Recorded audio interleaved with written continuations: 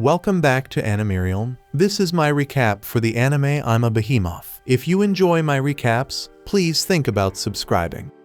Tama was once a valiant knight who met his end at the hands of demons. However, after his death, he was reincarnated into the body of an S-rank behemoth, a creature capable of destroying entire nations in seconds. But at least that's what his status screen claims. And in reality, he looks like an ordinary cat. Tama is grateful for this second chance at life, but feels conflicted about becoming a monster, especially since he spent his entire human life slaying them. While contemplating his new existence, an E-rank slime slowly inches toward him. Tama can tell the slime is planning to eat him, so he quickly opens his status screen to pick a skill for self-defense. Unlocking the ability to fire rocks from his mouth, he uses it to kill the slime with ease. Relieved but hungry, Tama realizes he hasn't eaten since his reincarnation and decides to try the slime. And to his surprise, it tastes delicious. And even better, eating monsters grants him their skills, and from the slime, he gains the ability to store items. Encouraged by his newfound power, Tama decides to explore the dungeon further to see what other monsters or meals await him. And being an S-rank, none of the dungeon's inhabitants pose a real threat, and he effortlessly slays minotaurs, golems, and snakes, devouring them and absorbing their skills. So life as a cat monster isn't so bad after all, and Tama begins to enjoy his new existence. Meanwhile, at the dungeon's entrance, a well-endowed elf girl arrives, ready to begin her adventuring day. Back with Tama, his exploration leads him to a treasure chest sitting in the middle of a room. Thrilled, he rushes to open it, excited to see a treasure in real life for the first time. And inside he finds a massive gem, but before he can celebrate, he realizes the chest was a trap. And instead of being a mimic, the trap teleports him to a hidden boss room. So now Tama finds himself perched on the back of an earth dragon. And unlike the other monsters he's faced so far, this one is also S-ranked, meaning he won't be able to one-shot it like the rest. The earth dragon then mocks Tama for daring to intrude upon her lair, vowing to end his life. But Tama, literally only an hour old in this new life, refuses to die so easily. So he retaliates with his rock attack, but it's hilariously ineffective against an earth dragon, and the rocks bounce harmlessly off her tough scales, ricocheting into the ceiling and creating a small hole. The dragon counters by slashing at him, and Tama uses his iron body skill to defend himself. But while the skill keeps him alive, the slash still leaves him with severe injuries. The dragon, impressed by his survival, declares him tenacious but still no match for her, so she lunges forward to finish him off. But in a last-ditch effort, Tama activates a newly unlocked flight skill and slashes out her eye with his tail before escaping through the hole in the ceiling.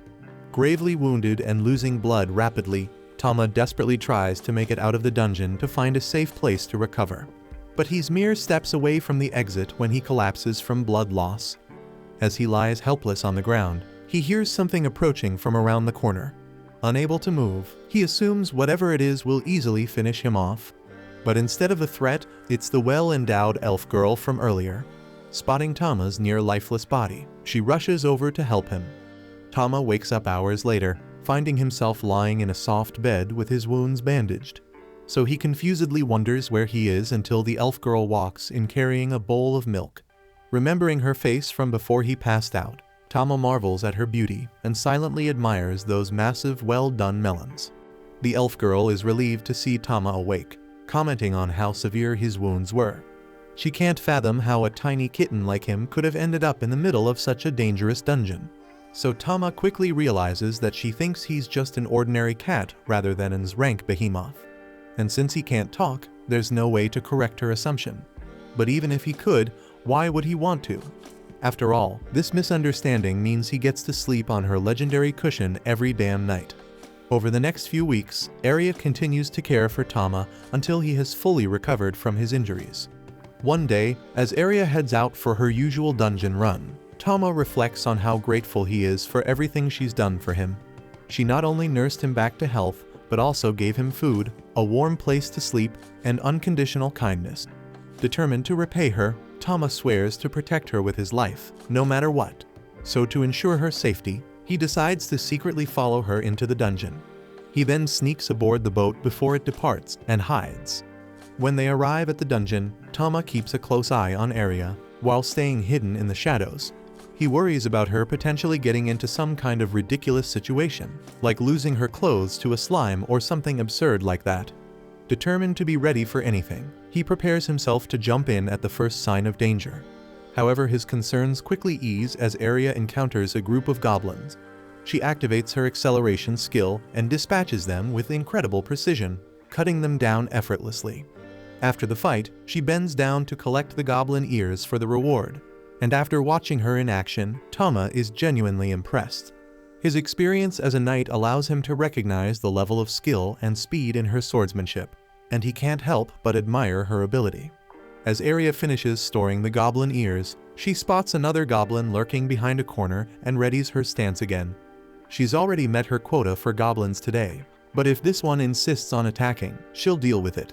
What she doesn't realize, however, is that this isn't a regular goblin, it's a goblin mage. And before she can react, the goblin launches a massive fireball at her. Completely unprepared for such an attack, Aria finds herself in serious danger. Tama can't stand by and let her get hurt. Yet he knows using any of his overpowered skills would reveal that he's a monster, something he's not ready to explain. And instead he acts quickly, pushing Aria out of harm's way and lunging at the goblin mage. And with a slash of his regular kitty paws, Tama causes the goblin to stumble backward and tumble down the dungeon stairs to its demise. Aria, stunned by the turn of events, can't fathom how or why Tama is in the dungeon, but her gratitude for his intervention is clear. On the boat ride back to town, she lets him curl up on her ample chest, rewarding him with belly rubs, and that shit makes him hooked on it. After returning to town, Aria heads straight to the Adventurers Guild to submit the goblin ears she collected. On her way to the reception desk, she's stopped by Lord Casman, a man she's met before and has been actively trying to avoid. Casman, as usual, tries to convince Aria to join his party, but she politely declines, already well aware of his reputation as a scumbag. But Casman refuses to take no for an answer. As if to prove his sleaziness, he reaches out, aiming for a double dirty cheek grab. But before Casman can make contact, Tama leaps into action, biting his hand and latching on tightly. Casman screams in pain, flailing wildly, but Tama doesn't let go. When Casman finally shakes Tama off, the cat lands on his face, clawing him up before jumping back to Aria's chest. Casman, now enraged and humiliated, reaches for his sword, intent on attacking Tama. But before he can swing, the Guildmaster Arnold Schwarzenegger, known as Anna, grabs Casman's sword mid-draw and warns him that the guild has strict rules against drawing weapons for petty reasons like fighting a cat. So she warns him that there will be serious consequences if he proceeds. Realizing he's no match for Arnold's authority, Casman reluctantly backs down and storms out of the guild. Aria then thanks Arnold for stepping in, but he says it's nothing and praises Tama for defending her so fiercely. Aria then heads to the reception desk, where Arnold documents the goblin ears, officially completing her quest. Afterwards, Aria sits at a table to relax and spend time with Tama, and things seem wholesome as she tickles his stomach. But the mood and the looks in her eyes take a turn when her fingers drift a little too low, grazing his more private areas. And the pervert elf looks way too damn excited about that shit. Later, Aria gets ready to take a bath and insists on bringing Tama along. Still clinging to his honor as a former knight, Tama refuses to enter a women's bath. But Aria has other plans, and despite his protests, Tama ends up in the bath with her. While they soak, Aria begins to talk about her dreams. She tells Tama about how her village was nearly destroyed by demons years ago, but the legendary sword Saint Alicia appeared and saved everyone. And since then, Aria has dedicated herself to becoming as strong and heroic as Alicia.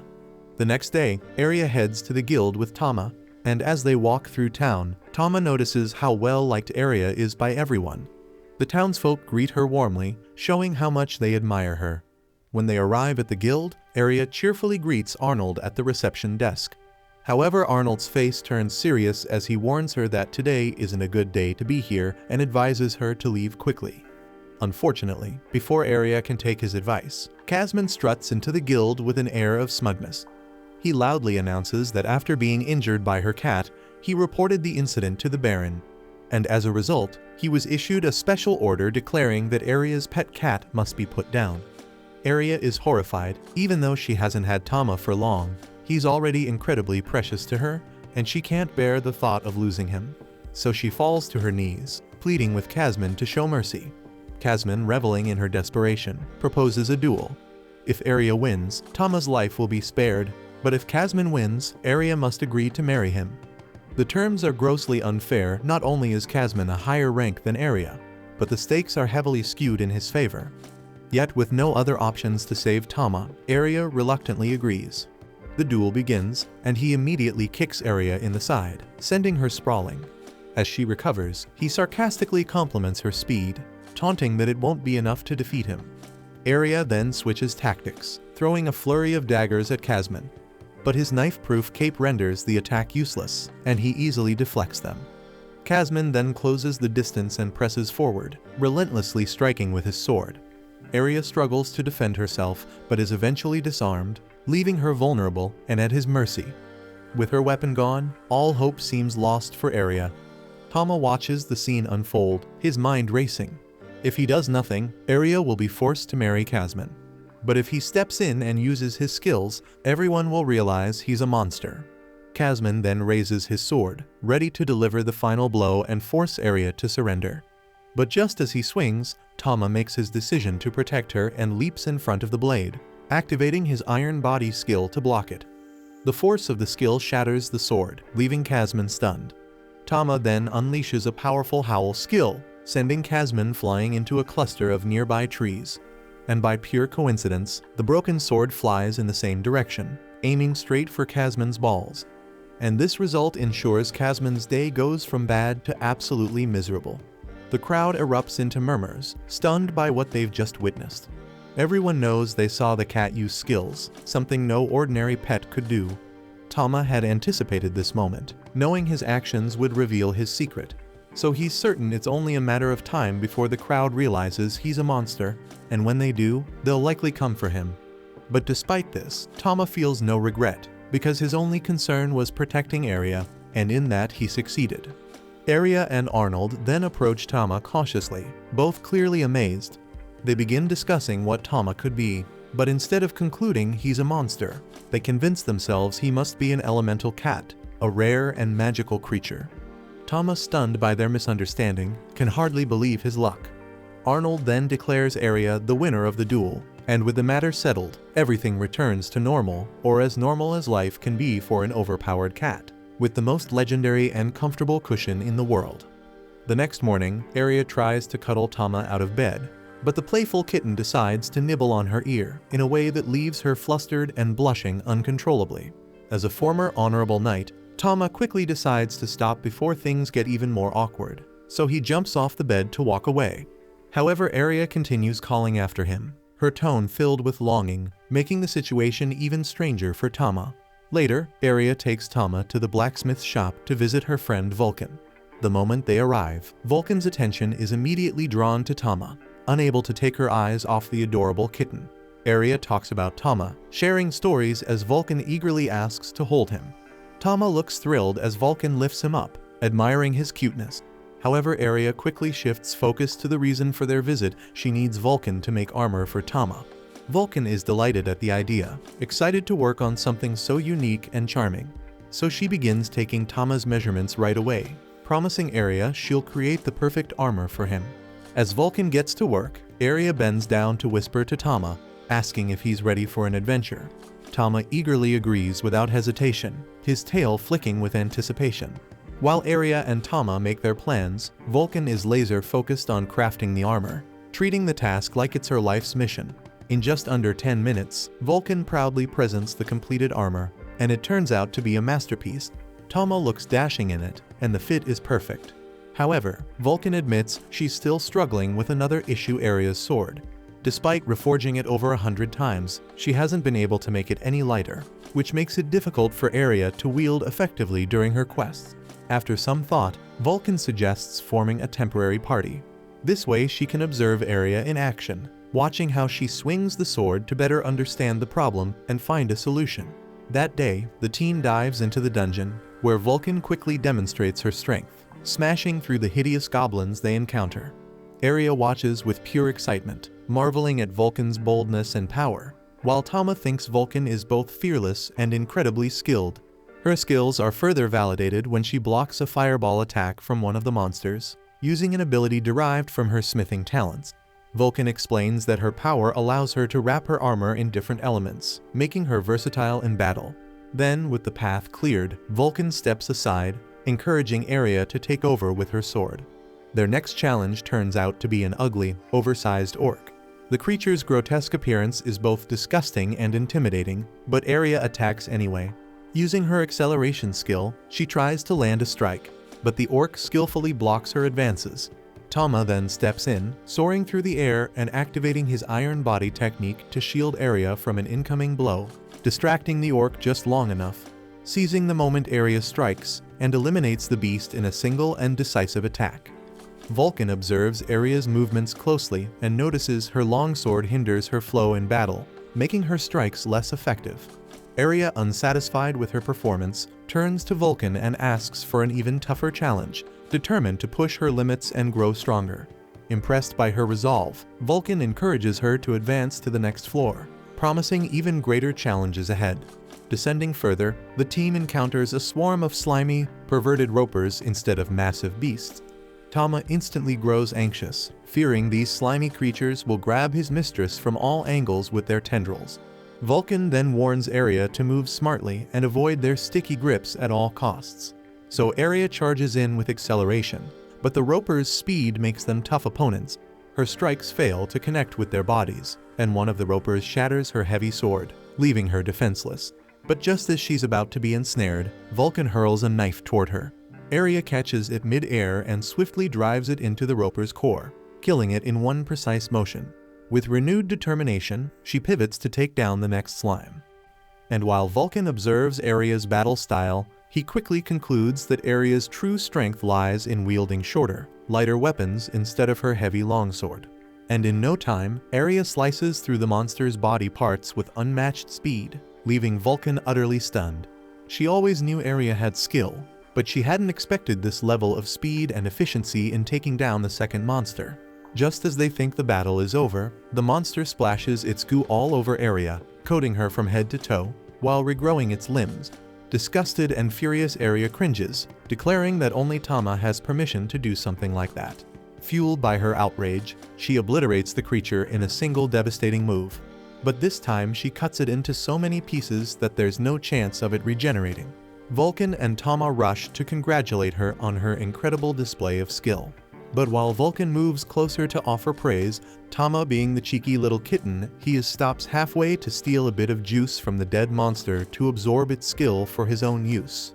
Meanwhile, Aria, still fuming, vents her anger on the remains of the roper that had dared to splash its nasty goo on her. She relentlessly pierces its already mangled body, muttering revengeful thoughts, while Tama watches in bewildered silence, wondering if she's gone a little overboard. After the massacre, Aria opens up to Vulcan, sharing the story of her motivation for wielding longswords. She recalls meeting the Sword Saint during her childhood, a figure who became her idol and inspired her to pick up the weapon. Despite the longsword being ill-suited to her natural fighting style, Aria dedicated years to mastering it in an effort to emulate her hero.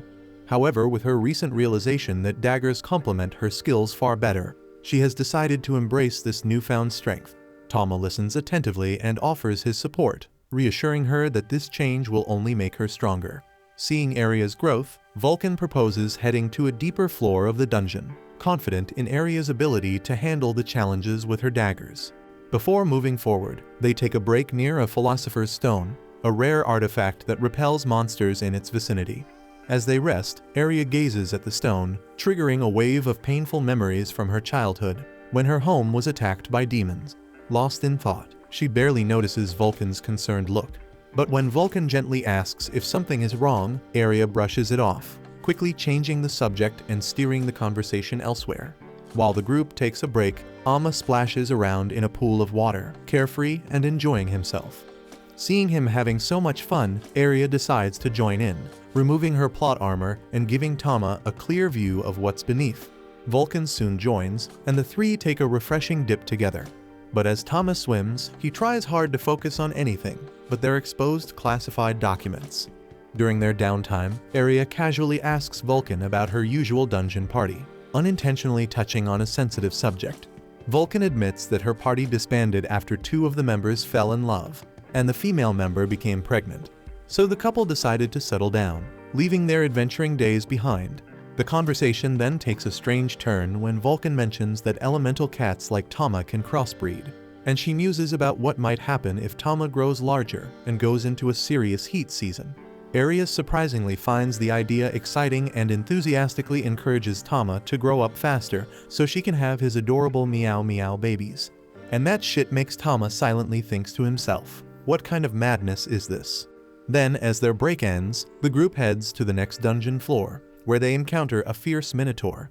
And unlike the goblins and ropers from earlier, this creature is a formidable opponent. Aria then approaches carefully, accelerating toward the beast and executing her whirlwind/technique. However, her attack barely scratches the minotaur's thick hide, leaving her shaken. Vulcan then steps in, offering encouragement and helping Aria regain her composure. Motivated by Vulcan's support, Aria refocuses, launching a series of faster and more aggressive strikes. The minotaur, overwhelmed by her speed, begins swinging its massive weapon wildly.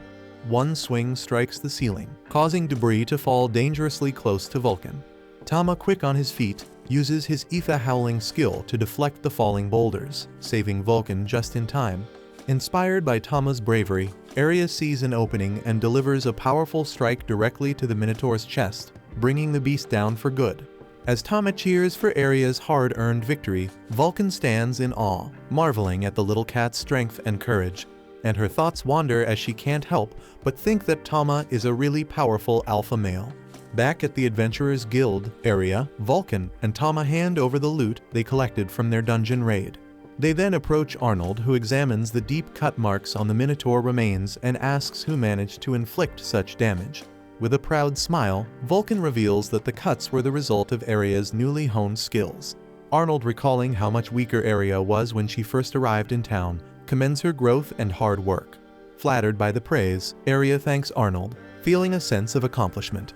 With their earnings in hand, the trio heads to a local restaurant to celebrate their successful adventure. At the restaurant, Vulcan wastes no time indulging in heavy refills, impressing Tama, who can't help but wonder if she's a seasoned drinker. Aria then takes the opportunity to express her gratitude to Vulcan for her support during the raid, admitting how much fun she had working together. Vulcan shares the same sentiments, showing off a rare medicinal herb she collected in the dungeon as a memento. Their lively conversation makes Tama nostalgic, reminding him of his previous life as an adventurer when he had comrades to share such moments with. Still, Tama acknowledges that his current life isn't bad. After all, being the pampered pet of a gorgeous elf is a dream few would turn down. As their bond strengthens, Vulcan proposes forming an official party. Aria, caught off guard, is flattered but too shy to answer. Sensing her hesitation, Tama gently bites her hand and places it on top of Vulcan's, effectively sealing the agreement on her behalf. The group erupts into cheers, celebrating their newfound partnership, and riding the high of camaraderie, they decide to order more drinks and make the evening one to remember. Later that night, Tama finds himself trapped between Aria and Vulcan's plot armor. The snug, awkward situation doesn't help him sleep, especially when he hears Aria murmuring in her sleep, mentioning something about hoping Tama doesn't get too rough. Suspicious and mildly flustered, he manages to maintain his composure. Needing a distraction, Tama checks his stats and is surprised to find he's eligible for evolution. However, evolving could transform him into a massive behemoth, potentially ending his current life with Aria and Vulcan. Choosing loyalty over power, Tama decides to remain their cherished and dependable pet. The next morning, while walking through town, Aria and Tama encounter 2 thugs harassing a young girl, accusing her of being a pickpocket. Aria steps in immediately, and when the thugs notice her elemental cat, they scatter to avoid conflict. Aria then comforts the girl, learning she's an orphan, and takes her to a local church where nuns care for other children. Listening to Aria's heartfelt conversation with the nuns, Tama is filled with admiration for his master's kindness and vows to support her even more than before. That evening, Arnold calls Aria to the Adventurers Guild to congratulate her on being promoted to C rank. He hands her a gleaming new rank pendant as recognition for her hard work. But their celebration is interrupted by a commotion at the quest board. Arnold then explains that people have gone missing in Leonard, a nearby town, with whispers of demons being responsible. Hearing this, Aria's resolve strengthens. Driven by her grudge against demons, she eagerly asks for more information and declares her intention to accept the emergency quest without hesitation. Upon hearing the details of the case, Aria pressed Arnold for every detail she knew about the case. Vulcan grew uneasy at the elf's eagerness to take the lead, doubting it was within her capability. Yet Aria, unwavering, was determined to act before more people fell victim. Impressed by her determination, Vulcan offered his help, and Arnold observed that under the circumstances, a mercenary company might soon recruit the two. At that moment, a young man in a tunic stepped into the guild. He introduced himself as Cedric, and the adventurers immediately recognized him as the Duke's eldest son, renowned for his skill in managing labyrinths. Cedric greeted Vulcan warmly and assured her and Aria they'd soon fight side by side. Tama then remembered Cedric from the war called Ragnarok when humanity fought against demons. Despite devastating losses, victory was achieved thanks to a prodigious boy, the Grand Mage, who led them to triumph and earned legendary hero status. Amid the excitement, Aria grew concerned their group was too small to handle such immense threats. Arnold, captivated by Cedric's charm, reassured her, claiming Cedric could amaze anyone. As Aria held onto him affectionately, Arnold reminded her to keep such displays private. Aria curiously asked if they were a couple, and Vulcan confirmed it, leaving Tama baffled. Remaining quiet until they returned home, Tama noticed his master's unease. Understandably so, given the looming dangers of their journey alongside the hero. The cat Tama licked the elf's face as if to comfort her, and she kissed him back. Startled by the exchange, Tama refocused as the group prepared to depart. On their journey, they encountered new allies, the silver-haired Danny, the humanoid monster Howard, the fiery red-headed Kini, and Marietta. Aria introduced Tama, who quickly won everyone over with his irresistible cuteness. Marietta even took turns carrying him. However, their peaceful ride came to an abrupt halt when a band of orcs blocked the road. Cedric instructed Danny to handle the threat, and the swordsman effortlessly defeated the orcs without any visible effort. Vulcan gets intrigued and asks about Danny's abilities, and Kenny confirms he hasn't used any skills. Aria began to grasp the incredible strength of the Ragnarok heroes, while Tama marveled at Danny's sheer raw power, eagerly anticipating the chance to fight alongside him. When night blanketed the sky, they reached Leonard Village, where grateful townsfolk welcomed Cedric and his group. One villager revealed that many locals had mysteriously disappeared, with a search party lost in the ruins and another girl abducted the previous night. The revelation brought painful memories of Aria's homeland's invasion flooding back. The village leader then shared that Cedric's knights were their final hope. Seeing the warriors weary from their journey, the villagers swiftly prepared a hearty meal to replenish them. Later, as they settled into their lodging, Aria grew curious and asked why each of her companions had chosen to become knights. Danny explained that his family's poverty forced him to join to repay debts, and Howard shared a similar tale. Kini needed money to buy medicine for her sister, and Marietta sought freedom for her father who was enslaved. Hearing these heartfelt stories, Tama noticed the sadness behind their motivations, and even Aria regretted raising the question. Yet the knights held no shame in their choices because they had paid their dues and were now carving their own paths. Cedric, on the other hand, revealed a starkly different reason. He had no interest in love or familial obligations. As the Duke's son, he joined the Order because he lacked a greater purpose and discovered joy in slaying monsters. His bluntness didn't sit well with everyone, but no one challenged his perspective. After dinner, it was time to bathe. While the girls relaxed, the boys, overcome by youthful mischief, tried sneaking a peek. Tama, ever alert, caught them in the act and with a thunderous shout, sent Danny and Howard scurrying back to their quarters. Cedric watched their hasty retreat with mild amusement, wondering about their excitement for the journey, though he couldn't fully relate to it. With the group refreshed, they ventured deeper into the ominous Leonard Labyrinth, unaware that a sinister creature was stalking their every move. To this lurking predator, the adventurers were nothing more than prey. It silently observed, preparing to gather strength and set its deadly plan into motion. Before long, a pack of sea werewolves blocked the adventurers' path. So Howard the Tank stepped forward, raising his massive shield and taunting the wolves to draw their attention, creating space for the others to strike. Cedric then showcased his unmatched swordplay with precision, while Aria leaped into the fray, determined not to be outdone. Tama, observing the armored werewolves, considered unleashing a powerful roar, but opted for a water-based attack instead. Then, with pinpoint accuracy, he pierced one werewolf and swiftly took down two more, leaving his party stunned. The hidden monster, watching from the shadows, was shocked at how quickly his wolves were defeated, especially by Tama, who seemed to wield elemental power. Yet despite their strength, the monster knew he couldn't allow these intruders to advance. Readying himself, he prepared to escalate, either by deploying more weapons or stepping in personally. Back with the heroes, everyone was awestruck by the elemental cat's abilities. Aria, utterly captivated, openly expressed her admiration, even suggesting she wouldn't mind being subdued by Tama's strength. Though he found her words peculiar, Tama resisted his animal instincts, reminding himself that Aria was still his master. They soon arrived at a chamber filled with an oppressive, crushing atmosphere, so Cedric raised his hand, halting the group. Then from the shadows emerged Beryl Astaroth, the labyrinth's master. He declared that their journey would end here, revealing himself as a surviving demon seeking vengeance for his fallen kin. Danny immediately accused Beryl of targeting Leonard Village as an act of revenge, but the demon dismissed the accusation, claiming that Leonard was just the start of a far greater plan. Then with a sinister grin, he summoned a group of trolls to attack. Recognizing their power, Cedric ordered the team to split up, but Beryl anticipated this and conjured a protective wall that separated Tama from the others. Then we see a troll charged at Tama, who retaliated by tearing off its arm. However, to his dismay, the limb regenerated almost instantly. Meanwhile, Cedric's team gets surrounded, and the group knows their only chance is to rely on Cedric to lead their escape. So Cedric unsheathed his blade, which began to pulse with dark magic. And with a wicked laugh, he charged at two trolls, slicing them apart so thoroughly they couldn't regenerate, removing them from the battlefield entirely. Beryl's eyes widened as he recognized the forbidden magic Cedric wielded, an ability used only by the Great Mage during the Ragnarok War. Cedric then smirked with amusement because this was going to be so fun for him. Then we see Tama attempt a stone war attack, but the trolls barely flinch and their wounds heal instantly. Realizing the danger, Tama retreats, his mind racing as he considers whether to evolve into his stronger form. But evolving would mean severing his bond with Aria, a sacrifice he isn't willing to make.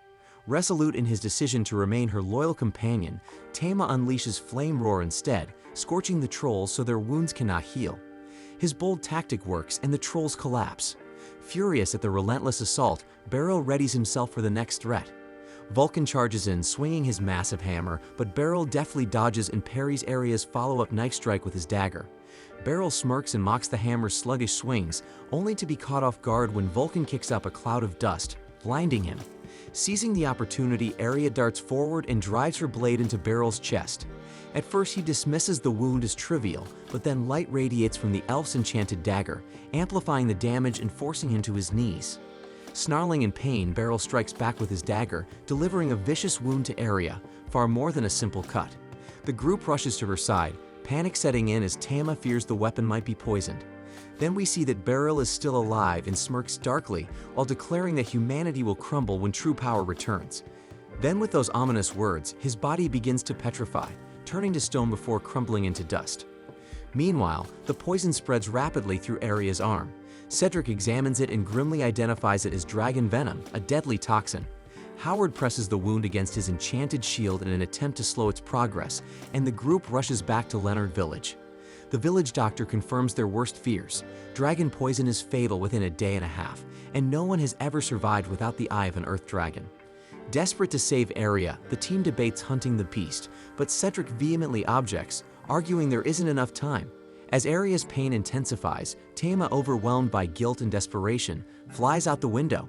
Memories of Aria saving his life flood his mind, and he vows to return the favor, even if it costs him everything. He races to the ruins where he was reborn as an elemental cat, prepared to face the Earth Dragon, the same creature he fought once before and barely survived. The dragon, surprised to see Tama return, sneers and mocks him for fleeing their last encounter. But this time, Tama doesn't waver. He knows deep down that his current strength won't be enough. Faced with no other choice, Tama makes a life-altering decision. He chooses to evolve into a full behemoth, embracing his ultimate power to save Aria. Tama, now in his colossal form, rains down flames, roaring furiously at the dragon below. The monster, however, is too fast, and she lunges forward, unleashing her own torrent of fire and sinking her teeth into Tama's throat like a scorching wrench. Tama's pupils quiver in pain, but this was all part of his elaborate plan because he knew the dragon would drop her guard like a fool once he let her attack. As she bites down, Tama counters by whipping out his flame edge, driving it into her eye and popping it like a water balloon. The dragon finally falls in defeat, but Tama's mana runs dry, reducing him back to his little furball form. There's no time to dwell on his sad evolution because he has to deliver the dragon eye to his master, so he quickly stores the dragon eye in his inventory, unfurls his bat-like wings, and flies off to deliver it to Aria. Back at their house, Aria lies patched up, fighting to survive. Vulcan sits by her side, tears in his eyes, as the party watches the heartbreaking scene in silence. Then suddenly,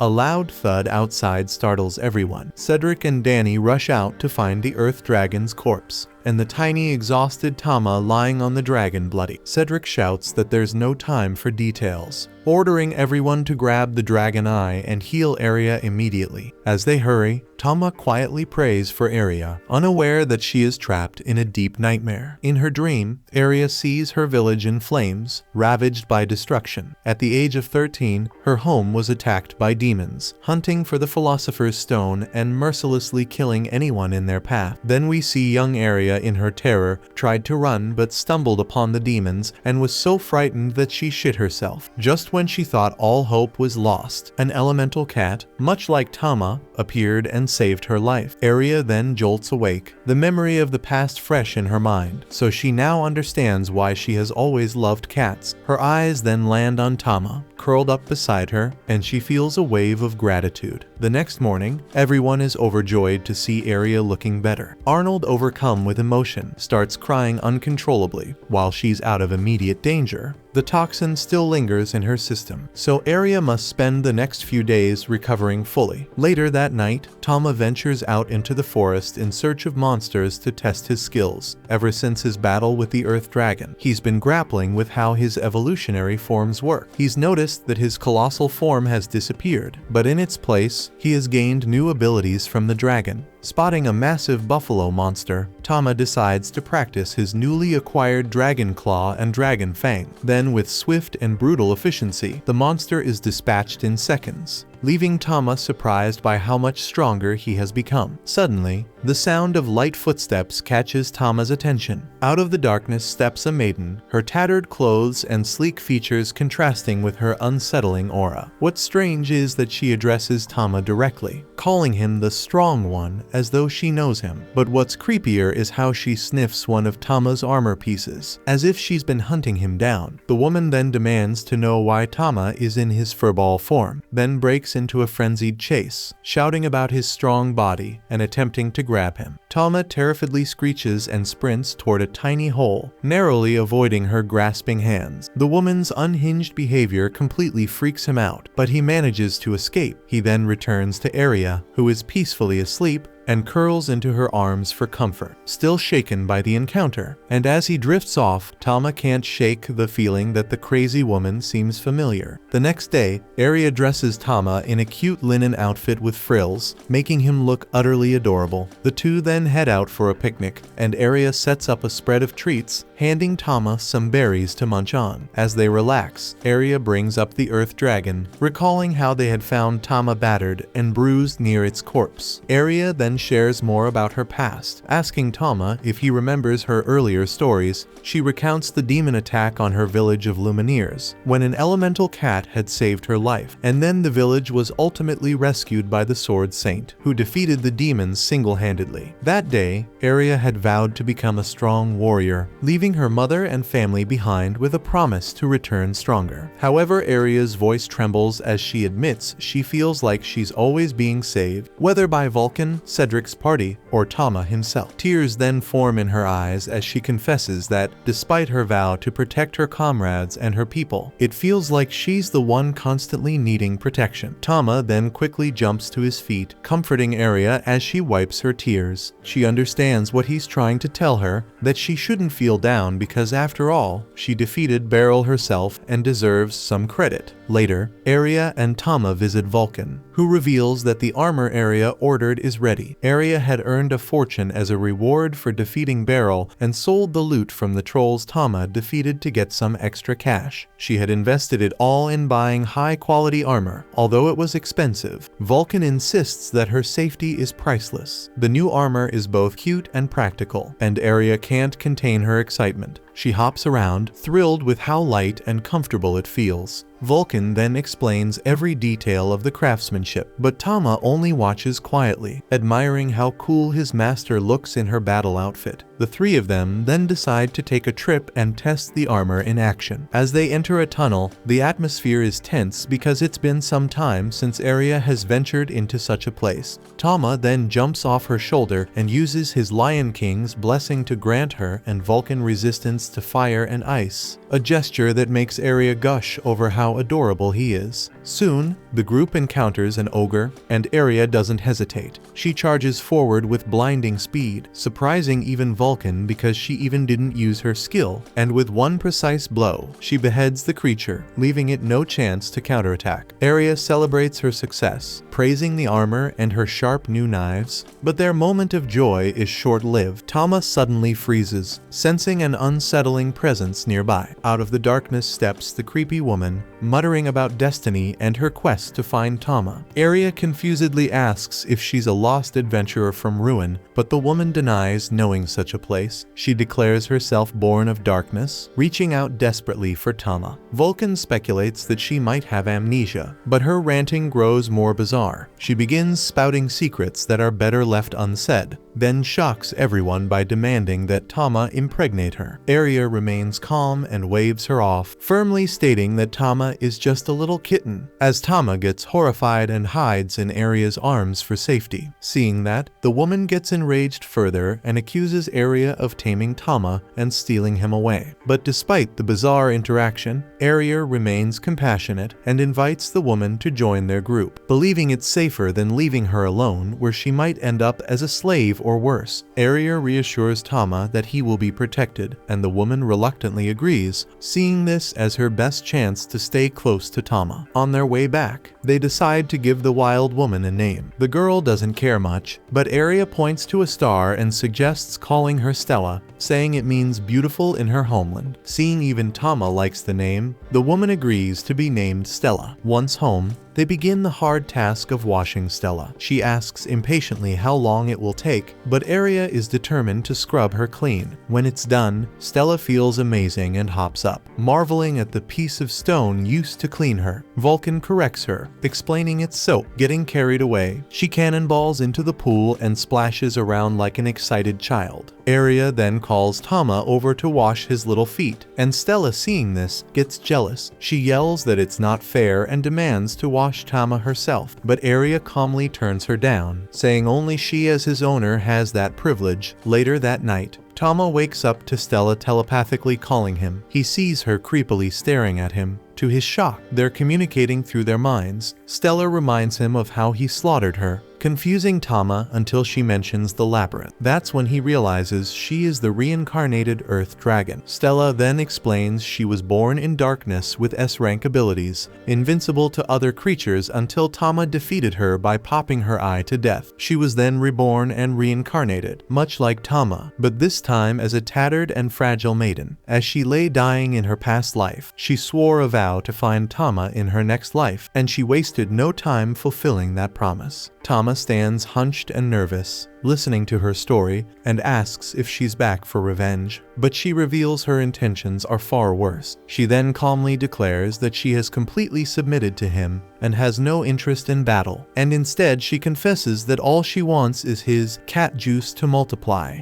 leaving Tama utterly horrified. She passionately admits that he is the only strong male she has ever encountered, and she has fallen hopelessly in love. And without warning, Stella lunges at Tama, her intentions crystal clear. But just in time, Aria intervenes, pulling Tama to safety and leaving Stella quivering in a corner in shame. Aria then scolds Stella, firmly warning her to stay away from Tama before calmly heading back to bed. However, as Tama tries to settle down, he can still hear Stella's ominous muttering in the darkness, promising that she'll find a way to reach him eventually. The following morning, Aria treated Stella to breakfast, experiencing real food for the first time. Stella momentarily lost her mind in sheer delight before quickly regaining her composure and diving into another internal conversation with Tama. After breakfast, Aria took her on a walk through town, hoping the sights would jog the memories Stella claimed to have lost. However, the only thing Stella could recall was the image of Tama leaping into her golden gloves universe, which she insisted was the only mystery she wanted to solve. This made Tama realize that in Stella's eyes, Aria was the stronger of the two.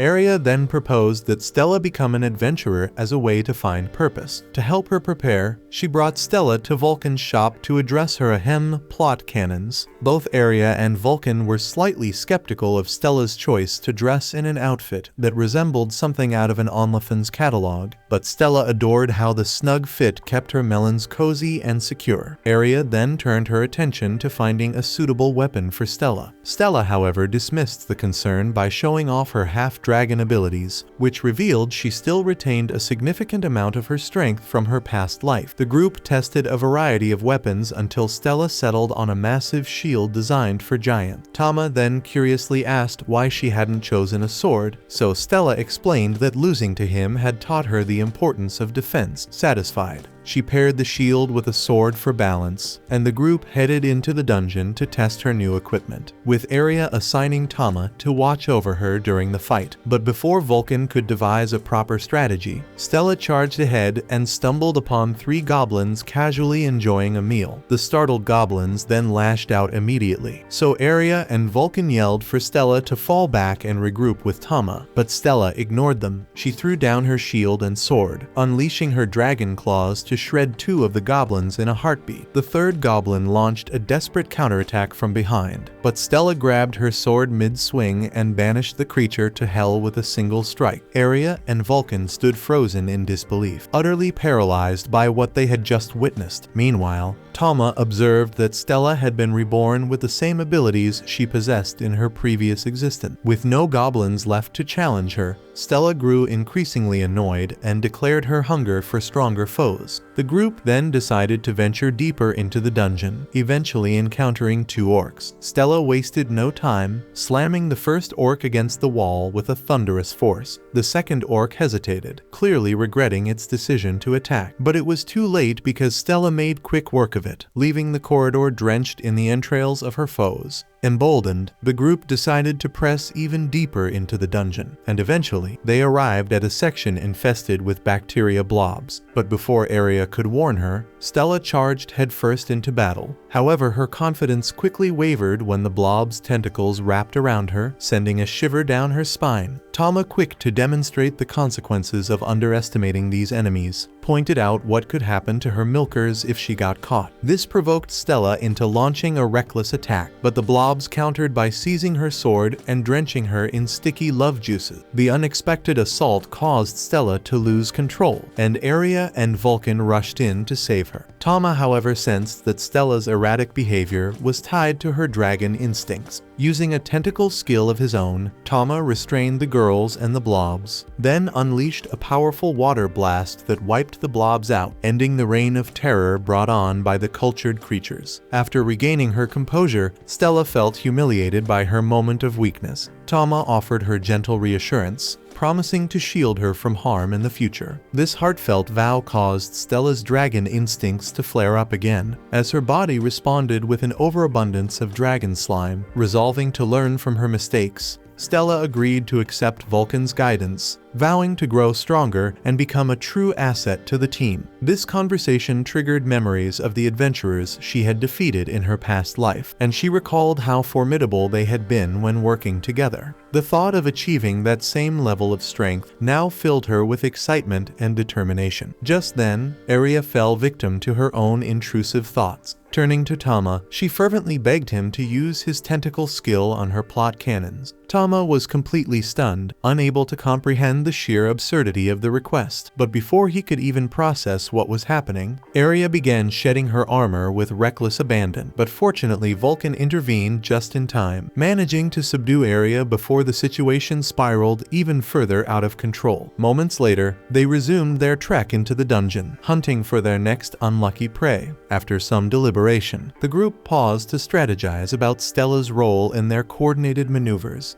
Given her brute strength and resilience, it was decided she would serve as the team's vanguard, acting as both a shield and an enforcer. Not long after, they encountered a cluster of orcs, so Stella immediately stepped forward, brandishing her shield to provoke the creatures into attacking. One orc, driven by reckless aggression, lunged at her, but she swiftly countered with a single decisive strike that severed its arm. As she moved in to finish the creature off, the desperate orc, now terrified, turned and fled like a scared pig. But Stella wasn't about to let it escape, and without hesitation, she pursued it with relentless determination. Meanwhile, Tama activated his enchanted enhancement ability to bolster Area and Vulcan's sorcery, inadvertently intensifying Area's already brewing obsession with his eggplant. Together, they tore through every remaining creature in their path before stumbling upon a serene dungeon bath. Without a second thought, the group decided to unwind. What followed was utter chaos for Tama, who wrestled with his inner demons while the girls brazenly flaunted their melons, pushing the boundaries of his composure. Things escalated when Area, with zero shame, settled Tama on her chest, claiming it was his rightful place to relax. Not to be outdone, Stella pressed her dragon melons against Area's,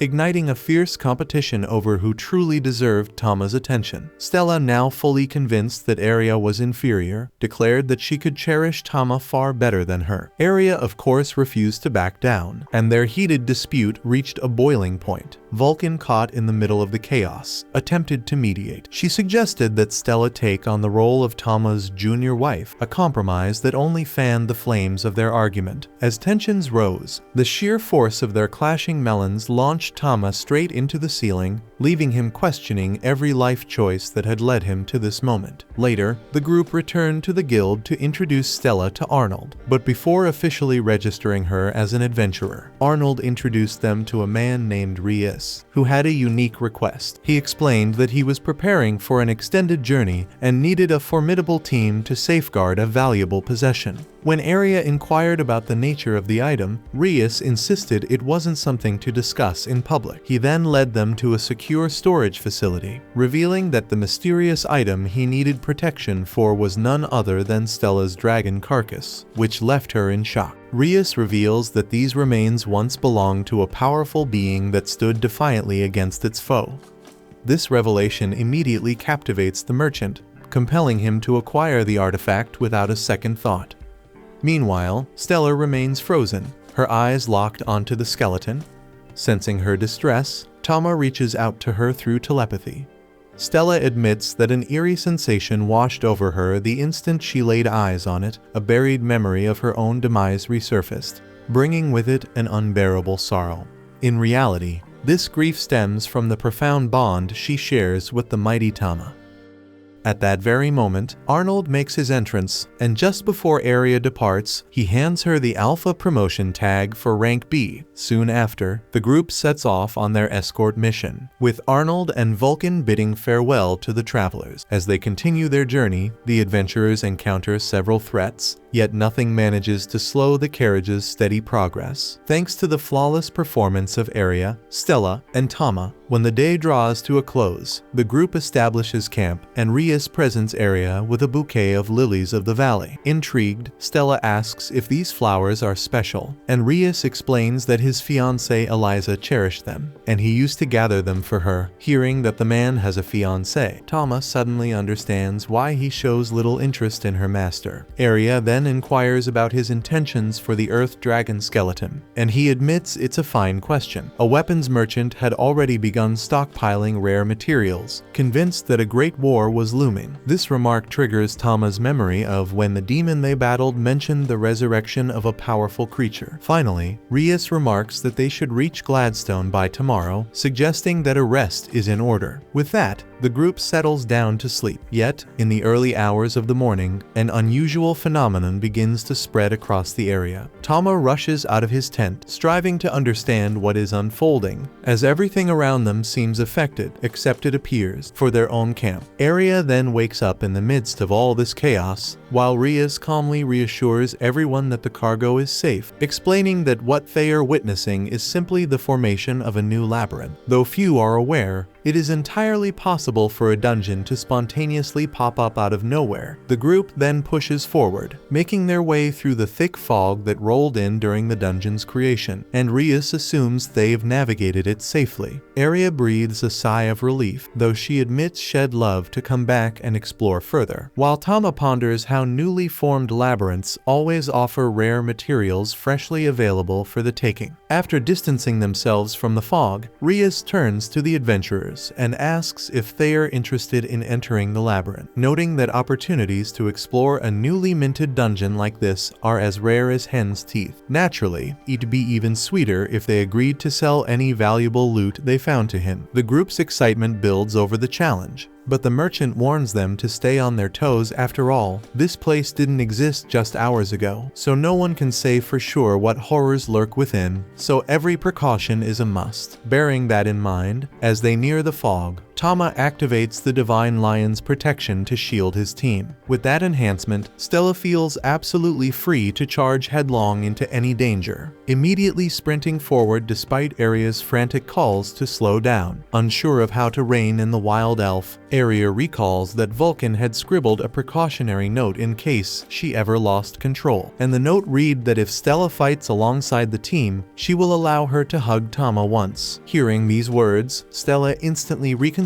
her reckless dash, turning back to rejoin her allies and settle down, all for a chance to snag a hug from his favorite cat. But amidst all this commotion, the group suddenly hears the sound of feminine laughter echoing around them, and a magical sphere materializes, cheekily asking if the adventurers are on the treasure hunt. The orb then signals for them to follow, and without a moment's pause, Stella dashes after it. But the illusion proves treacherous because it lures them straight into an ambush where two giant monkeys come charging. Stella then steps up as the front line, goading the attackers and drawing their attention onto herself. When one of the monkeys smashes her shield with a headbutt, Aria seizes the moment to swiftly eliminate both creatures. Aria then praises her companion's superb teamwork, yet Stella grumbles that her efforts were not merely for the group's benefit, but specifically meant for Tama. Amid this chaos, a nearby bush begins to rustle, and a soft, seemingly innocent voice pretends that no one is there. Not easily deceived, Stella commands the hidden figures to emerge before she has to pursue them. In response, two pixies materialize, each strikingly different in size. The smaller one introduces herself as Lily, a high pixie, while the larger one presents herself as Fairy, a high dryad. Curious, Stella asks what these beings might taste like, to which Aria replies that they are pixies, commonly found in labyrinthine forests, though she herself has never encountered one before. Afterward, she greets the pair, yet they seem solely fixated on Tama, immediately picking him up to lavish him with affectionate pats. Feeling that this favoritism is unjust, Stella launches an attack in exasperation, but Tama quickly intercedes telepathically, urging her to relax. Stella insists that these little creatures had intended to trap the group and even harm them, but Lily promptly refutes the claim. She explains that she and Fairy had no harmful intentions because they simply wanted to befriend the elemental cat and were merely guiding him toward the treasure. Speaking of which, Fairy reveals the splendid item hidden behind this labyrinth. When they open the box, they find an exquisite flask containing a potion that appears incredibly rare. Lily and Fairy inform them that similar treasures are scattered around the area, but to obtain them, they must first secure a key concealed within a hive teeming with giant, wicked bees. No sooner have they heard this than the bees attack, forcing Stella to take cover while Tama quickly counters with his howl. Simultaneously, Aria follows up with a whirlwind cut, slicing through all the bees in their path. Following their victory, Fairy picks Tama up once more, marveling at how powerful he is despite his small, endearing size. Lily compliments the two companions of the cat, while Stella makes it clear that she is the one who truly gets things done. Meanwhile, Aria retrieves a key from a tree, and Lily along with Fairy explains that she will be responsible for opening the door to the labyrinth's boss, the guardian of the dungeon's main treasure. Aria figures that this place must harbor some exceptionally rare items and suggests suggests they take a break before proceeding, given their exhaustion from the long journey and the uncertainty ahead. At that moment, the pixies eagerly request to be taken to a human city, revealing their long-held desire to visit one. Later, the pixies are enchanted by their very first glimpse of a city. Aria, wanting to keep them safe, urges them to stay close so they don't get lost. However, the pixies are so mesmerized that they dart off toward the first enticing scent they detect. Frustrated, Aria has to scold them, warning that if they aren't careful, they might be captured. After all, fairies are rare and valuable. Finally, Aria declares that it's time to head to Ria's store and see what treasures they might come across along the way. Just then, she finds the pixies once again scampering off, this time snatching a bowl of human food from a nearby stall. Noticing this, Stella insists on sampling the food as well, and Aria quickly steps in to assure the stall owner that she'll cover the cost, mindful of his growing impatience. With that done, Fairy finally gets the chance to eat the food she had never seen before. Sometime later, the group visits Rias to have the rare item they recovered from the labyrinth appraised. Rias is thrilled to discover that it is the Tear of Truth, a liquid that prevents anyone who consumes it from lying. The merchant speculates that acquiring such an item must have been no small feat, and just as Aria is about to recount the ordeal, the pixies suddenly burst into the room, behaving like two naughty children. Upon seeing them, Rias is unexpectedly moved and apologizes for becoming emotional, though the truth is he has never seen pixies before. He then mentions, rather abruptly, that he forgot to attend to another matter and leaves without more explanation. Later that night, as bedtime approaches, Stella sidles over to Tama, eager to collect her reward, and it's a warm hug from him, but the cat promptly swats her away. Still, even Aria concedes that Stella performed remarkably well, so she asks her pet for just one embrace, and reluctantly Tama obliges. In that moment, Stella is almost in disbelief at what she's about to achieve. She hesitates, uncertain of how to claim her long-awaited prize. Finally, she softly strokes the little creature before leaning in with excitement to sniff his belly. Meanwhile, Vulcan joins the escort group after wrapping up her work in the city, only to be startled by a skeleton abruptly rising from the ground.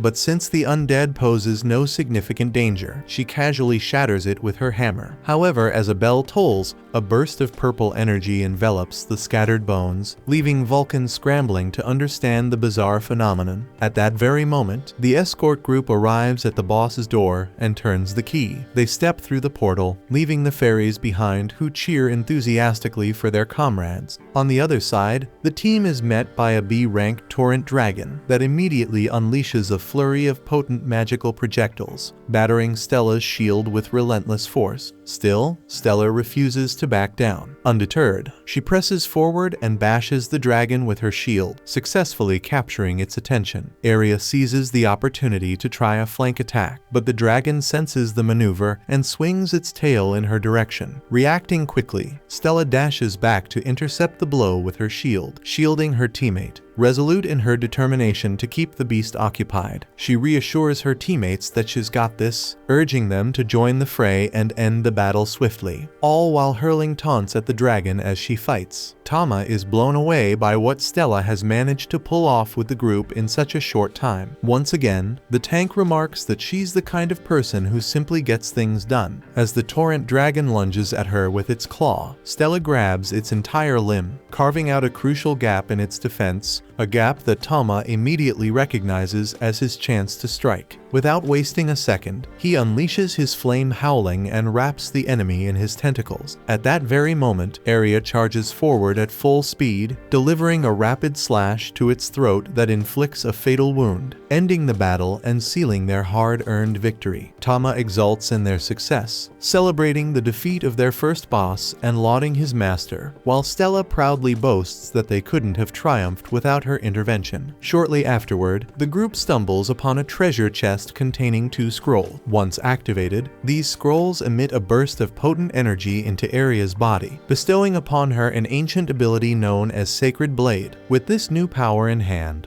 The team makes its way back to the labyrinth forest in search of the pixies, only to find that the two are nowhere to be seen. Growing increasingly worried, Tama rushes toward the bowl of food that the fairy had been holding, fearing that something terrible might have happened to them. Meanwhile, back in his office, Rias rings his bell and reflects that it won't be long before something major unfolds. As he muses, his eyes linger on a portrait of his late fiancée, Eliza. Later, as the group trudged back home, they moved through the forest in a state of anxious silence, entirely unaware of the fate of the two missing pixies.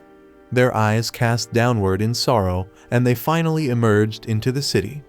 There, Stella and Aria meticulously relayed every detail of their experience to Vulcan. In turn, Vulcan proposed that they visit the tavern to search for additional clues. Suddenly, a butler strode into the room accompanied by two hooded figures, announcing that Count Gladstone was seeking Aria. As he spoke, it became clear that the butler was shamelessly scrutinizing the women's melons, his eyes lingering suggestively on each of them. He then remarked about Stella and Vulcan, complimenting their striking appearance and big beauty, and confidently assured that the Count would be thrilled to see them too. Stella, confused by his insinuations, remained noncommittal, while Aria firmly declared that they were occupied at the moment, but promised to visit the Count later. Regardless of who the hell he was, the butler then clarified that defying a direct order from the Count was considered a serious offense. Realizing the gravity of the situation, Vulcan quickly responded that they would make the necessary preparations. With that, the butler led the way, waiting in a carriage outside for the women. As the butler departed, Stella questioned why they had to accompany such an eccentric character, especially when their true mission was to locate the fairies. Vulcan, however, mentioned that she had heard some intriguing rumors about Count Gladstone. During the carriage ride, Vulcan disclosed that this noble was notorious for abducting women. Alarmed, Stella asked whether he might have taken Lily and Fairy, and Vulcan confirmed that this was exactly why they had reluctantly agreed to follow the Count's butler. After a while, they finally arrived at the noble's mansion. The butler stepped forward and rapped on the master's door to announce the guests' arrival. The Count beckoned everyone inside, and as soon as he saw them seated on his sofa, he commented that he had never encountered women as breathtaking as these. Vulcan expressed her sincere gratitude for his warm hospitality, with Aria echoing her thanks. Then, in a sudden burst of inspiration, the Count snapped his fingers and suggested that they might become his friends, or more accurately his lovers. That repulsive bastard confidently claimed that no one had ever regretted such an arrangement, while Tama silently observed that this unsightly man was every bit as detestable as the rumors had suggested. At that moment, the butler enters, balancing a jug of tea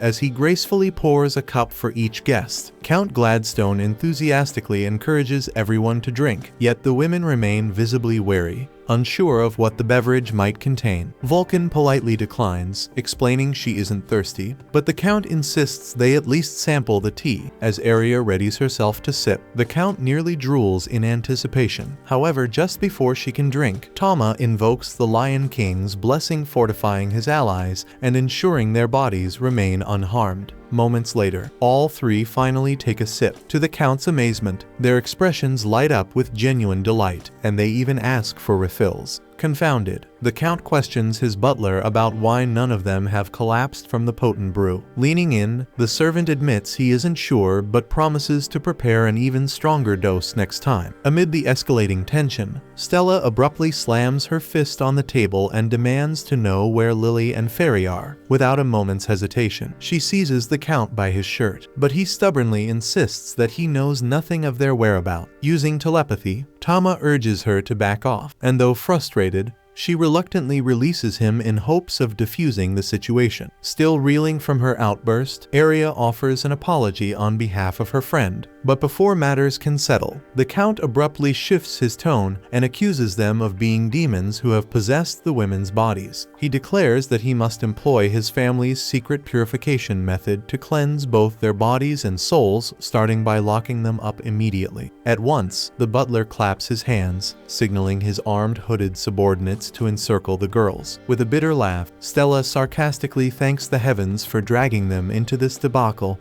and readies herself to take down the men. Yet through telepathy, Tama warns her that now is not the time to act. while Aria and Vulcan do their best to reassure the Count that they aren't here to cause trouble. A soldier suddenly rushes in with alarming news. An army of undead has invaded the city, leaving devastation in its wake and heading straight for the Count's mansion. Count Gladstone immediately barks orders for everyone to prepare to flee, but the butler interjects, cautioning that venturing out now is far too dangerous. Instead, he advises that the Count retreat upstairs to remain safe. Embracing this plan, the Count quickly orders his servants to protect him at all costs before dashing up the staircase. The butler then inquires about what should be done with those women, but the fat noble couldn't give a damn, and with that his lackeys follow him. Left alone, Aria admits her deep concern for the city's inhabitants and expresses a desire to take action against the invasion. Her friends, resolute and determined, agree that something must be done. Outside, chaos reigns as swarms of skeletons scour the territory, forcing desperate citizens to flee in terror. Aria and Vulcan step up to lead the townsfolk toward the safety of the hills. Once the civilians are secure, the resourceful elf dives into the battle alongside Tama. Not content with staying back, Stella charges in with her shield, smashing several skeletons,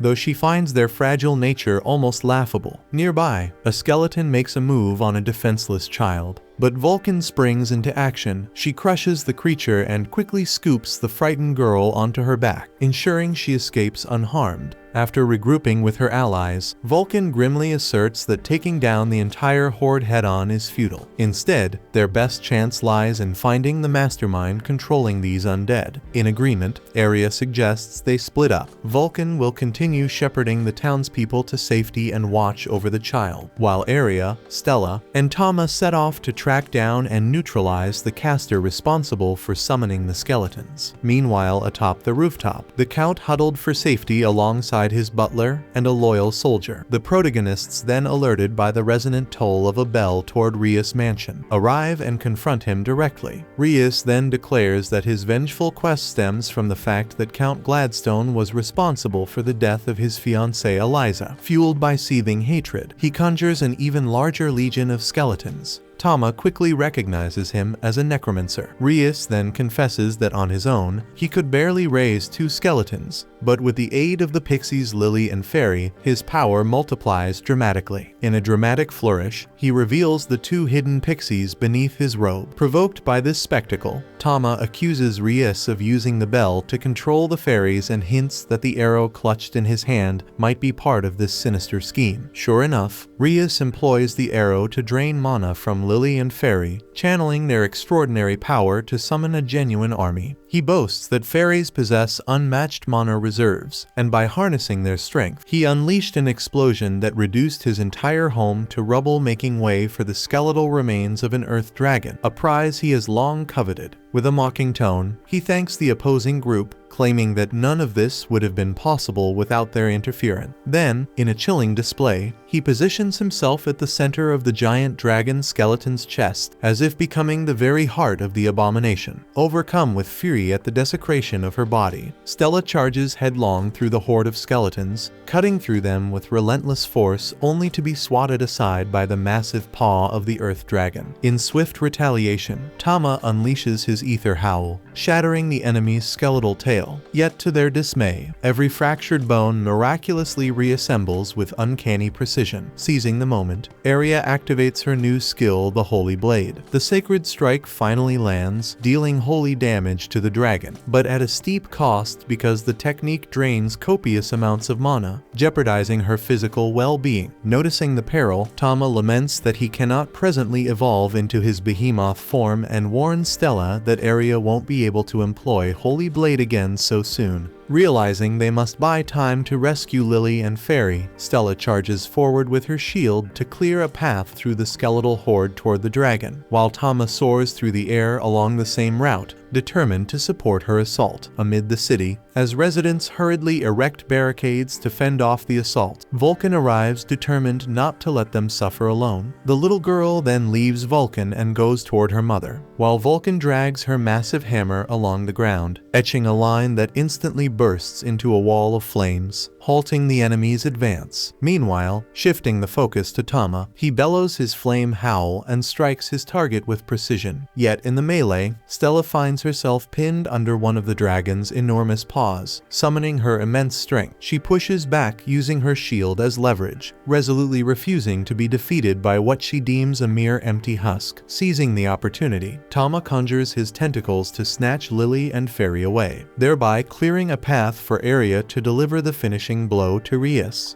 As the elven warrior prepares her skill, Stella employs her integral traction technique to fortify her legs. Breaking free from the paw's grip, and with a swift, decisive swing of her sword, she severs the beast's left arm. Tama then adds his flame edge to the assault, slicing through the dragon, while Arya channels her holy blade to strike a final, devastating blow to the creature's core. In an instant, the monstrous form dissipates into thin air, leaving Rias crumpled on the ground, mourning deeply as he realizes that his thirst for vengeance has evaporated like dust in the wind. Stepping forward, Arya insists that the figure before them isn't the true Rias that Eliza would never have desired revenge. But despite this, the man obstinately refuses to forgive Count Gladstone and rings his bell once more, determined to rally his skeletal army for another assault. Yet this time, only a single skeleton emerges, slowly advancing toward him. As it reaches out and touches his hand, the creature transforms into the image of his late wife, enveloping them in the illusion of an expansive, tranquil field. Eliza's spectral visage smiles gently, remarking that her husband never thinks clearly when overwhelmed by grief. Overcome with remorse, Rias begins to cry, pleading for her forgiveness and confessing that all was his fault. With a tender firmness, Eliza tells him that he must atone for his sins, even though the road ahead will be arduous, and then in a final act, she vanishes forever, taking the magical bell and the entire skeletal army, which had relied on that artifact for control. Back in the heart of the city, Vulcan watches in stunned silence as the undead dissolve into nothingness, while Count Gladstone trembles in terror as the remaining creatures vanish while scrambling across the rooftop. The following day, the entire public square was packed with citizens gathered to witness an execution. In a nearby tent, the Count's butler declared that this event was the perfect opportunity for the chief to display his authority. At that moment, Arya arrived carrying a jug of tea. She gracefully served a cup to Gladstone, who sipped the brew with a satisfied smile, clearly enchanted by its rich, expensive flavor. Tama couldn't help but remark that the tea was indeed far from ordinary. Soon after, the Count strode over to the guillotine where Rias was already positioned, ready to receive the fatal blow. But before the execution could proceed, the Count turned to the assembled crowd and introduced the true heroines of the city, Arya, Stella, and Vulcan. He then declared that the man responsible for the calamity plaguing the people of Gladstone was to be executed, questioning what force could have driven him to such ruthless actions. Rias responded, confessing that his deeds were fueled by a burning desire for vengeance over his fiancée's death. In a startling twist, Gladstone openly admitted that he himself had killed Eliza, insisting that disclosing this earlier would have ruined his carefully laid plans. The confession sent shockwaves through the crowd, and in that instant, the Count realized he had spoken far too much. Clutching the mysterious potion,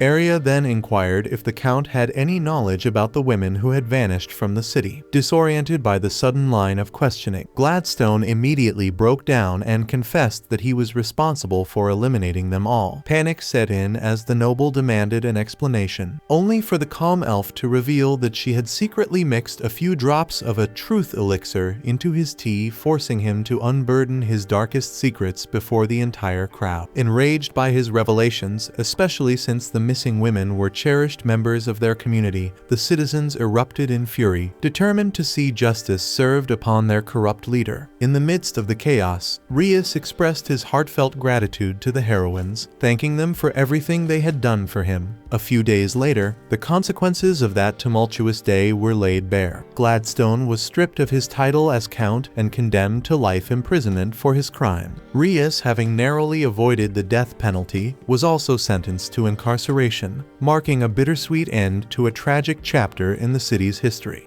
The following day, the group embarked on a carriage journey. Midway through the ride, a jealous Stella blurted out whether Lily and Fairy should return to the forest. And while Lily, riding Tama as if he were a trusty steed, chose to stick with Tama, while Fairy offered sincere thanks for having been rescued. Quietly, the two of them then gazed out the window, lost in the serenity of the sea view. Determined as ever, Vulcan was eager to reach Ruin, and Aria gently reminded Tama that they were on their way back to the very town where they first met. At the guild, Arnold greeted their arrival with a warm, tight embrace, eager to hear every detail about their adventures in Gladstone. The entire guild buzzed with admiration for Aria's triumph over the undead dragon, which had earned her the well-deserved title of heroine. In celebration, Arnold presented her with a silver adventurer's tag, elevating her rank to A, while Stella was promoted to rank B. Then, amid all her excitement, Aria inquired about Vulcan's own promotion. Arnold explained that Vulcan had deliberately declined a higher rank, choosing instead to live life as a blacksmith. A lavish party soon ensued to welcome the heroes for coming home, where then Arnold proudly revealed a generous gift from Gladstone, and it's a 10-year supply of canned fruit. The girls were astonished by such an abundance. While Tama fretted about how they would store it all, Aria then suggested that Vulcan take charge of the barrels since she had ample space, but Vulcan protested that her storage was already overflowing with equipment and materials. Noticing the potential, Arnold proposed that it might be time for the elf to move out and establish her own place, funded by the reward from their latest mission. Confident in her earning power, Arnold assured them that she could afford a fantastic home. Taking a thoughtful sip from her mug, Aria agreed it was time for her first major investment, a place where friends could live happily together. She then turned to Talma for his thoughts. Though he remained silent, the supportive glances from the cat and the others made it clear they all backed the idea. The following day, they visited Hand Over Fist Real Estate Agency in the commercial district. When the agent asked about their ideal home, Stella declared she wanted a kitchen built for gourmet cooking, while Lily and Fairy insisted on abundant greenery, so a garden was non-negotiable. Aria, on the other hand, desired a spacious room, and Tama worried about overspending. The agent reassured them that he had just the property in mind, and then he led them to a secluded mansion on the outskirts, a stunning estate that met all their criteria. The group was thrilled, but then the agent revealed the unique twist that had kept the grand home unsold. Instead of a conventional privacy bathroom with a shower, the house boasted a generous outdoor bath. But to the agent's surprise, the women were delighted by the big bath, and Aria promptly sealed the deal. By late afternoon, the move was complete, and we see Lily and Fairy gleefully test the plushness of their new beds by bouncing on them, while Stella is bragging about finally having some of her wild desires with Tama, and Tama recalled with a wry smile how Stella had effortlessly hauled the heaviest items only to be rewarded by the honor of petting him, and without holding herself back, she treated the cat like a dog toy, while Aria silently observed their bizarre dynamic. The next day, Vulcan arrived with 2 buckets full of oval lobsters, a beloved local delicacy that made everyone's mouth water, especially Stella's. Stella then questioned their toughness, but Vulcan just laughed it off and reassured her that they were more than delicious. That evening, they feasted, and Stella devoured meat without restraint, clearly enjoying every bite. Later, the group's blacksmith was found sleeping curled up with Aria, with Tama squeezed in between as usual. While they dreamed strange dreams filled with odd visions about the elemental cat's tongue, Tama, though craving comfort, knew he still had work to do. He leaped off the bed, determined to master a new skill. After the final clash earlier that day, a massive elemental blast had erupted, and more importantly, Tama unlocked his third form, even though he had believed that the second would be his last. Still, a lingering fear gnawed at him. What if he never reverted to his cat form? Lost in these troubled thoughts, his reverie was abruptly shattered when Stella, drawn in by his muffled voice, stepped onto the balcony. Tama urged her to go back to bed, but she sensed his unease and refused to leave. Pressed for answers, Tama reluctantly admitted that he had gained a form even stronger than his second. This confession sent Stella into a wild frenzy, desperate to witness the transformation firsthand. She chased him wildly, even demanding, in a mix of passion and exasperation, that he mate with her in this stronger form.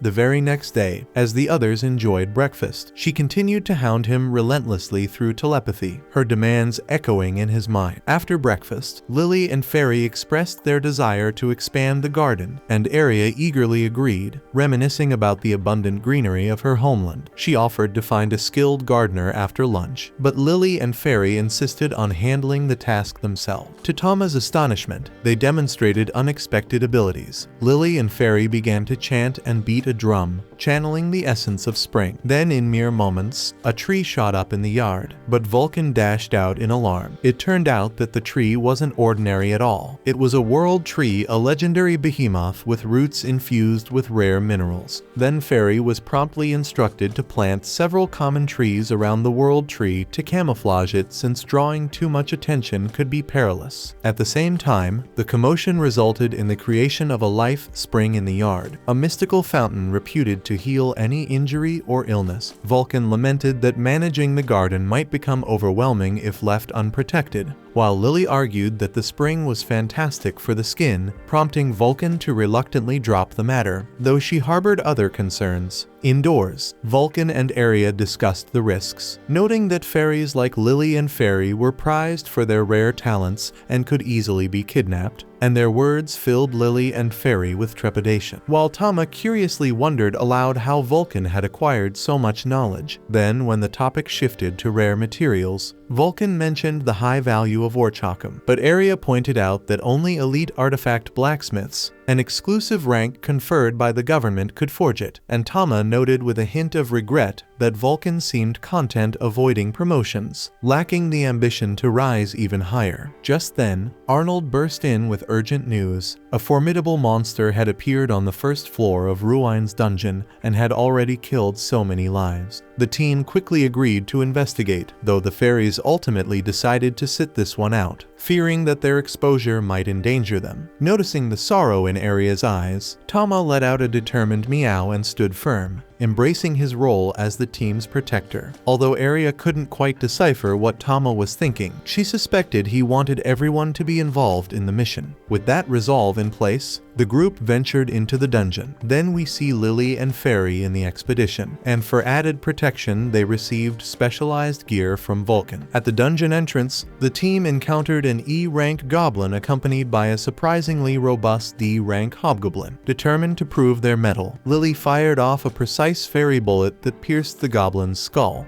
while Fairy skillfully wielded a branch-turned whip to strike the hobgoblin, earning the group's admiration. Tama, observing their coordinated mid-range tactics, recognized the fairies' promising potential in battle. Despite their swift triumph, a distant ominous roar resonated through the dungeon. Vulcan suspected the sound might belong to a minotaur, though Arya doubted that such a powerful creature would appear so early. But Stella detected a strangely deep sense of despair within the roar. Venturing deeper into a labyrinth, the group stumbled upon an rank troll feasting on its fallen prey, even devouring the very minotaur they had speculated about. As they inched closer, the source of a terrified scream revealed itself. Arya instructed Tama to hang back so she could test the team's new abilities. Lily and Fairy then set an ambush, but Lily's fairy bullet failed to penetrate the troll's thick hide. Then Fairy swung her branch whip again, wounding the monster, though it healed almost instantly and soon spotted their position. The colossal troll then swung its massive club, but Stella managed to intercept the blow with her shield. Seizing the opportunity, Vulcan delivered a crushing blow to the troll's foot with her hammer, eliciting a cry of pain, while Arya dashed in to unleash a flurry of slashes. At Stella's command, Lily targeted the troll's eye with another fairy bullet, breaking its guard. With the enemy nearly vanquished, Stella lunged forward to stab the troll's chest, though the beast stubbornly endured. Noticing its waning strength, Vulcan signaled Arya, who then executed a final, decisive triple strike with her holy blade to end the creature's life. In the aftermath, Stella, whose was once a staunch lone wolf, confessed that teamwork had its merits, while Arya urged everyone to report their victory back to Arnold. Meanwhile, in the royal capital, a scout urgently warned the king that monsters were growing unnaturally aggressive, likely the handiwork summoned by demons. Elsewhere, a soldier informed the renowned sword Saint Alicia that time was running out, prompting Alicia to solemnly declare that the moment had finally arrived.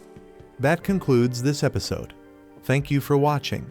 If you want to see the next part, be sure to subscribe to the channel and turn on the notification bell.